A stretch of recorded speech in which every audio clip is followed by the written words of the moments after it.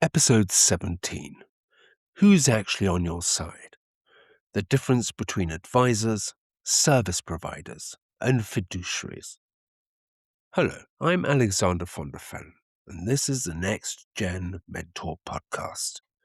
This series is for you if you've grown up with family wealth always there in the background, sometimes helpful, sometimes confusing, and often not spoken about. And now that wealth is becoming something that you will soon have to relate to, and I'm here to help you prepare to do that. In the last session, we spoke about what's yours and what is not, and how boundaries can be a source of stability. Today, we move into another area that underpins almost everything we've discussed so far: advisors, service providers, and fiduciaries. The people around your family who help shape decisions, structures, and outcomes. The thing is, once you begin to engage more actively with wealth, you quickly discover something important. And that is that not everyone around the table is there for the same reason. Not everyone carries the same responsibilities, and not everyone is actually on your side, at least not in the way you assume.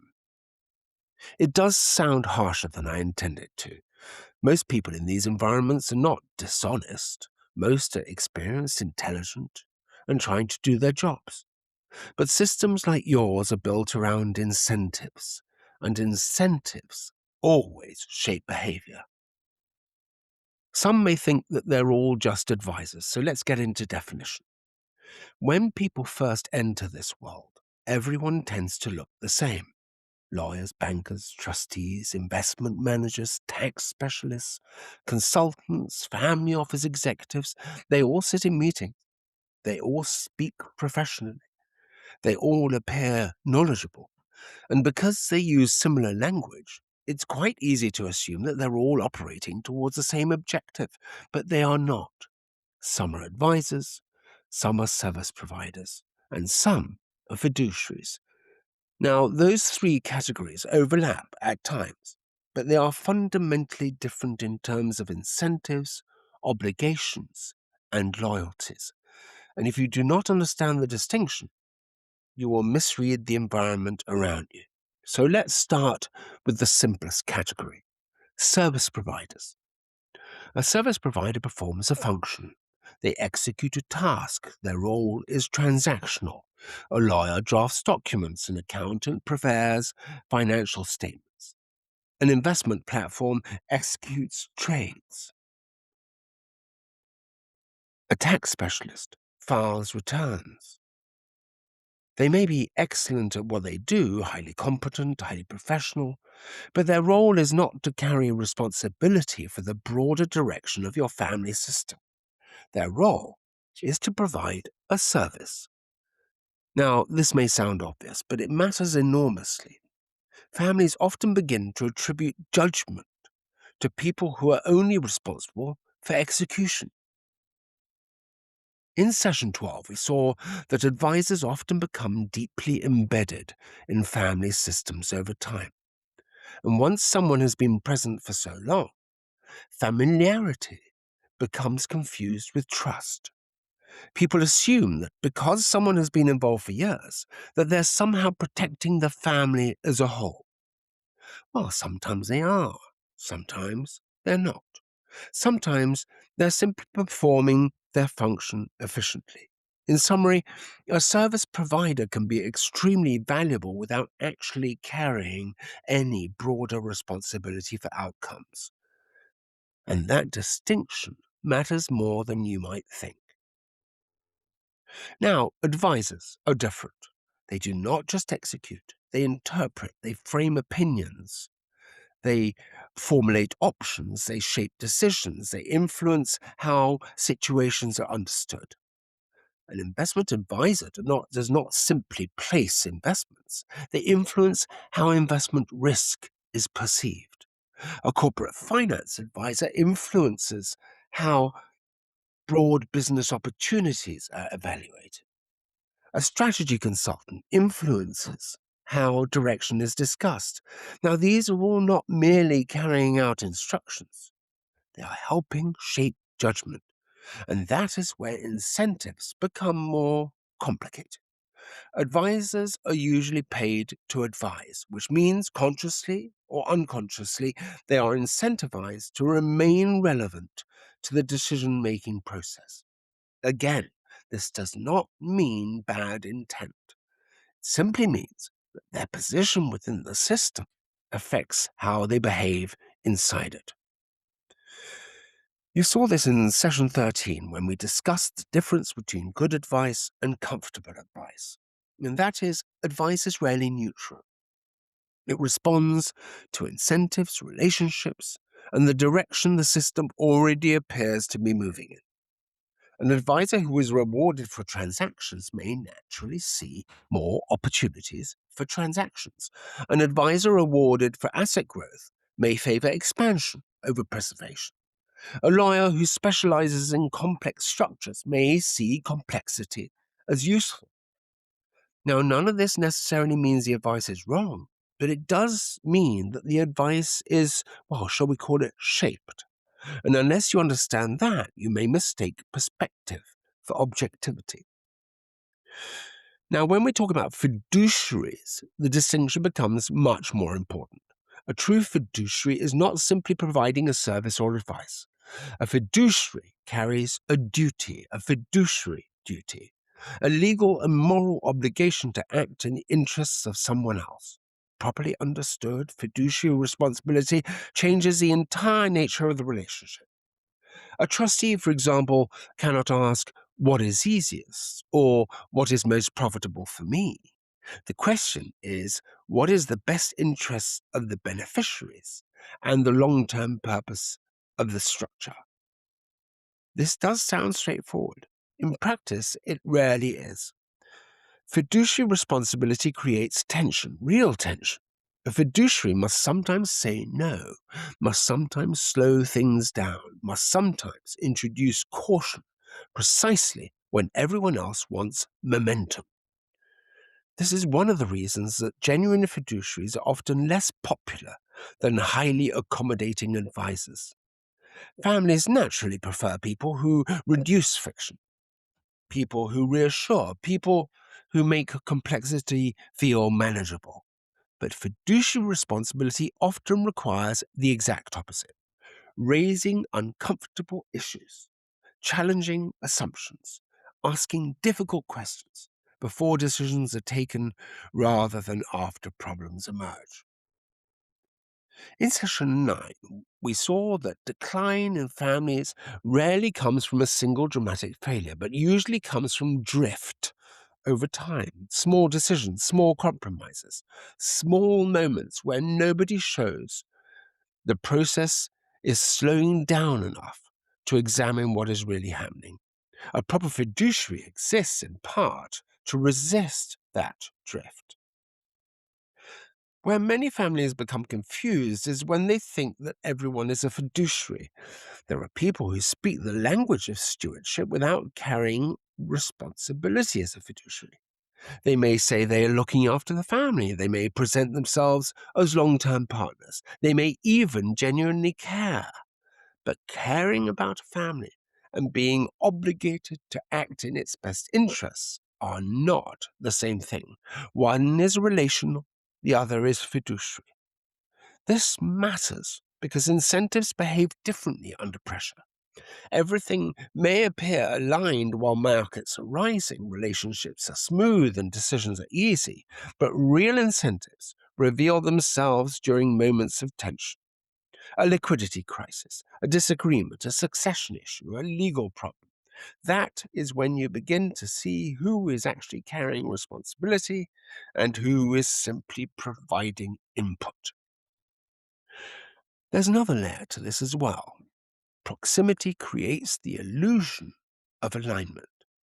Someone may have worked with your family for 20 years. They know birthdays, family history, internal dynamics, and personal preferences.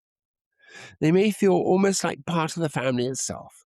And because of that closeness, it becomes emotionally difficult to separate relationship from responsibility. But longevity does not automatically equal alignment. You realized after session 9 that influence rarely sits where formal authority suggested it does. In many family systems, advisors and service providers gradually accumulate informal power simply because they carry continuity. They know where information sits, they understand the history, they understand the personalities, and eventually, without anyone even consciously deciding it, they begin shaping outcomes more directly. Again, not maliciously, but structurally. And this is where families can slowly lose control without noticing it. So, how can you stop this from happening? Well, certainly not through distrust. That's key. If you become cynical about everyone around you, you create a different kind of problem. You isolate yourself. You reduce the quality of relationships. You become reactive. And reactive people make poor decisions. The goal is not suspicion, it is clarity. You need to understand what role each person actually plays, what they're responsible for, how they are incentivized, what perspective they bring, and what they are not responsible for. Now, that last part is particularly important. Many families unconsciously expect advisors to carry responsibility that belong to the family itself. Moral leadership, alignment between generations, long-term vision, emotional cohesion. Advisors can't do that for you. Structures cannot do that for you. Trustees cannot fully do that for you either. These things remain fundamentally human responsibilities. And this is where another misunderstanding often appears.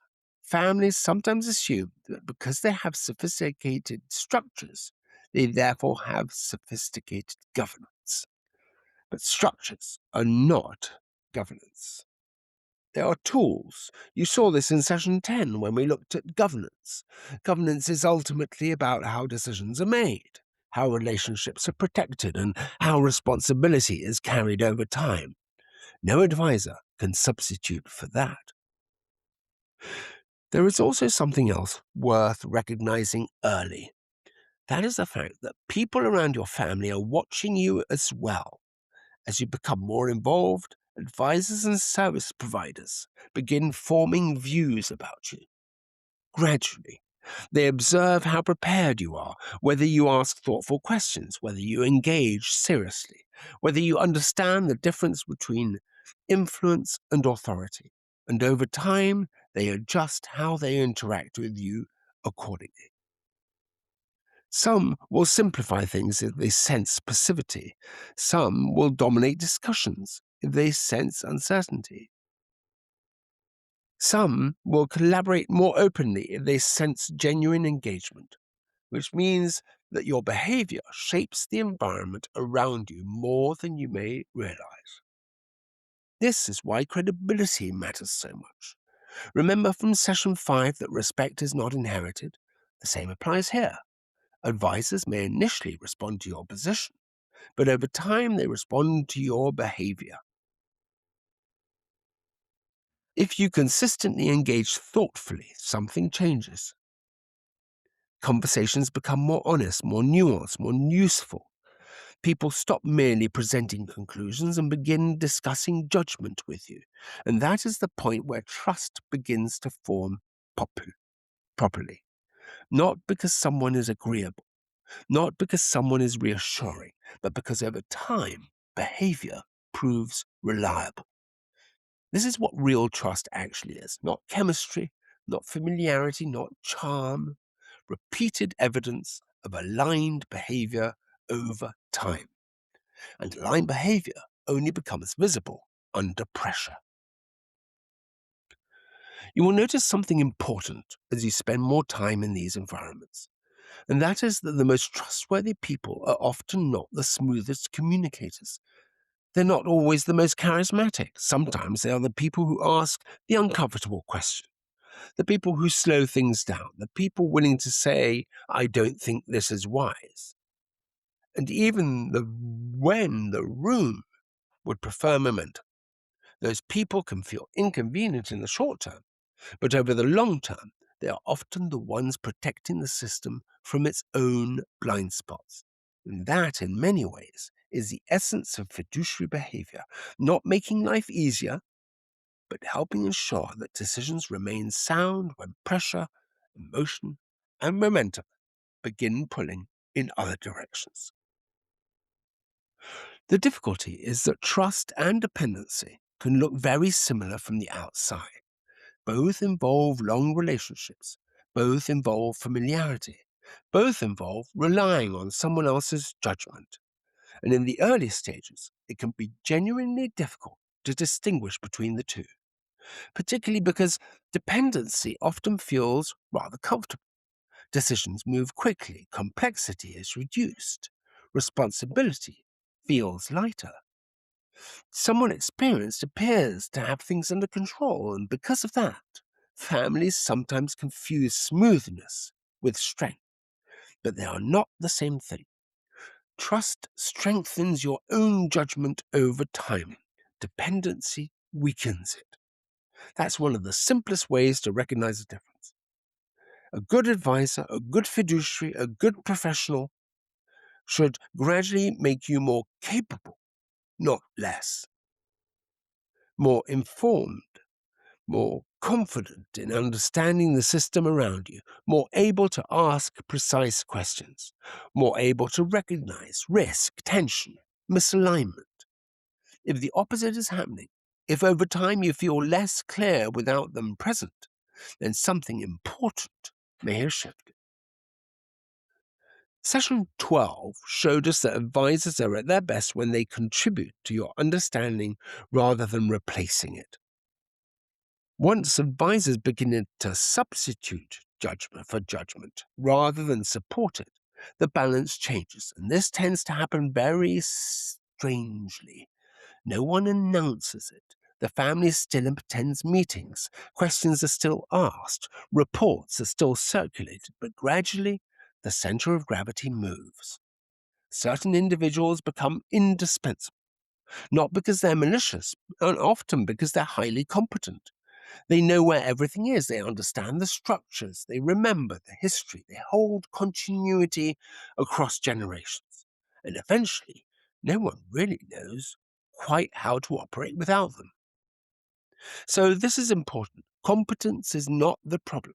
In fact, long-term trusted advisors are often essential in family systems, particularly in periods of transition.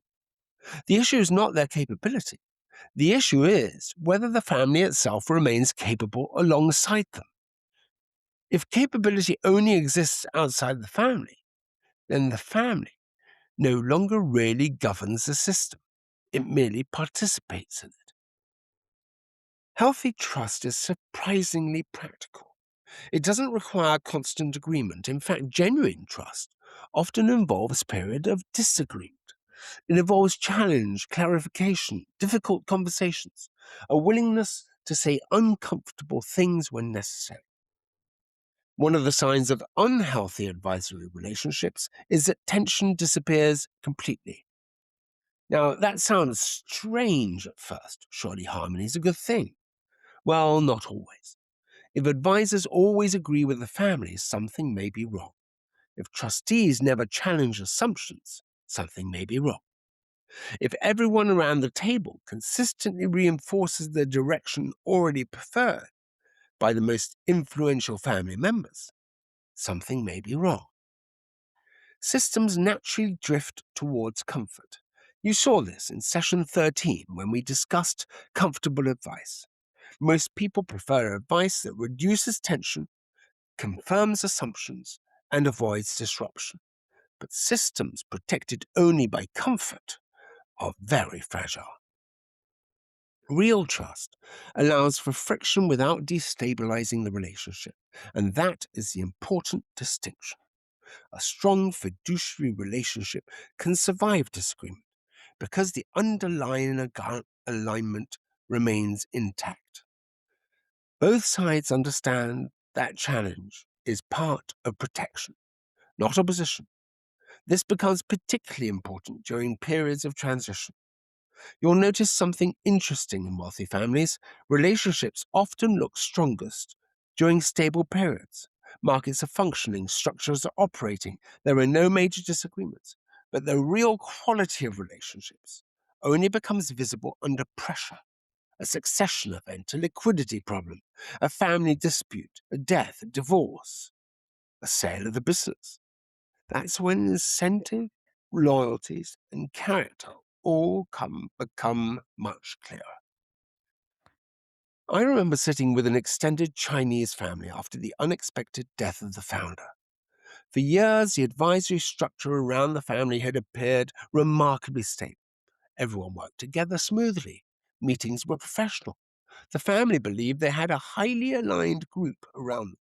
Then the founder died, and suddenly the system changed completely. Different advisors began aligning themselves with different family members. Certain decisions that had previously appeared straightforward became highly contested. Information began moving unevenly. Long-standing tensions surfaced very quickly once the central authority figure was gone. Nobody had really prepared the next generation for this possibility because from the outside, everything had appeared harmonious. But harmony is not always the same as alignment. Sometimes harmony simply means the central figure is still strong enough to hold competing incentives together. And once that figure disappears, the underlying structure becomes visible. In session 3, we discovered that systems evolve around centers of gravity, and founders often become the emotional and the structural anchor of the entire system. Advisors align around them, decisions flow through them, stability depends on their presence. The problem comes when the family mistakes that personal stability for structural stability, because they're not the same thing. A structurally healthy family system can remain coherent even after central figures leave it. That is one of the tests of real governance. So, how do you know who's aligned with the family long term? Well, start by watching behavior during difficult moments, not speeches, not presentations, not relationship language, behavior. Who becomes clearer under pressure? Who becomes evasive? Who slows decision down? Who pushes things through too quickly? Who communicates openly? Who begins protecting positions instead of protecting outcomes? Pressure reveals incentives extraordinarily quickly. This applies inside families as well. You may notice that some individuals become more collaborative during periods of uncertainty. Others become territorial. Some become more transparent. Others become more controlling. Some may seek clarity. Others seek influence. Again, this is not about good and bad people. It's about incentives interacting with uncertainty. And uncertainty changes behavior. One of the most valuable things you can do at your stage is simply learn to observe, not emotionally, not cynically, structurally. Because once you see incentives clearly, many confusing situations begin to make much more sense. You stop asking, why is this person behaving strangely? And start asking, what position are they trying to protect? That question is usually far more revealing. There's also something else worth understanding. Advisors themselves are often operating under pressure from multiple directions. A private banker may be balancing the interests of his institution with the interests of the client. A lawyer may be navigating different expectations from different family members. A trustee may be trying to preserve family relationships while also protecting fiduciary obligations. And these tensions are real. They're very real. And unless you understand them, you may misinterpret behavior too quickly. This is why simplistic thinking is dangerous in family systems. The idea that people are either loyal or disloyal, good or bad, helpful or unhelpful, real systems are more complicated than that. Most individuals are balancing competing obligations at the same time, which is precisely why clarity matters so much. You saw this repeatedly in session 10 when we dealt with governance. Clarity of roles, clarity of responsibility, clarity of decision making. Without that clarity, relationships carrying tensions are doing so in a way that they were never designed to. And eventually, those tensions become personal. Personal loyalty also matters, of course. Human relationships matter enormously in this world. In fact, much more than many people realize. Trust is not built only through competence, it's also built through character, through consistency, through discretion, through reliability over long periods of time. Some advisors become deeply trusted because they have repeatedly demonstrated good judgment under difficult circumstances. They have protected confidentiality. They have acted with restraint. They have remained calm during periods of trends. They have earned confidence gradually. But even strong personal loyalty requires structure around it. In session 11, we saw that decline often begins when systems start operating on continuity instead of clarity. Families continue relying on individuals because they've always been there, rather than because roles and responsibilities remain actively understood and examined. And over time, that creates fragility, particularly when generational transitions begin, because your generation will eventually inherit not only structures, but relationships. There's also a final point worth leaving you with today. The most trustworthy people around your family are usually not the ones trying hardest to appear indispensable. In fact, often the opposite. The strongest fiduciaries tend to reduce dependency over time. They encourage capability rather than control. They help create systems that can function without excessive reliance on any single individual, including themselves. And that is one of the clearest signs that someone is genuinely aligned with long-term stewardship. So let me leave you with a few practical action points from today, things you can begin doing now, even at this early stage. First, start identifying roles early. Ask yourself who around the table is actually providing a service, who is influencing decisions, and who carries a genuine fiduciary duty. Second, begin paying attention to incentives. Whenever advice is given, quietly ask yourself, what perspective is this person bringing? You're not looking for bad intent. You're learning to see systems more clearly. Third, stay engaged, even when discussions feel technical or intimidating. Fourth, watch behavior during difficult moments. Notice who becomes clearer under pressure and who becomes evasive. Pressure reveals far more than polished meetings ever will. Fifth, resist the temptation to become either passive or cynical. Both are dangerous. Passive people lose understanding. Cynical people lose perspective. That is how strong advisory relationships are built. And it's also how strong stewards are formed. Join me next time as we examine what adding value actually means to you and discover less well-known ways in which you can do it. And until then, I am Alexander von der Ven.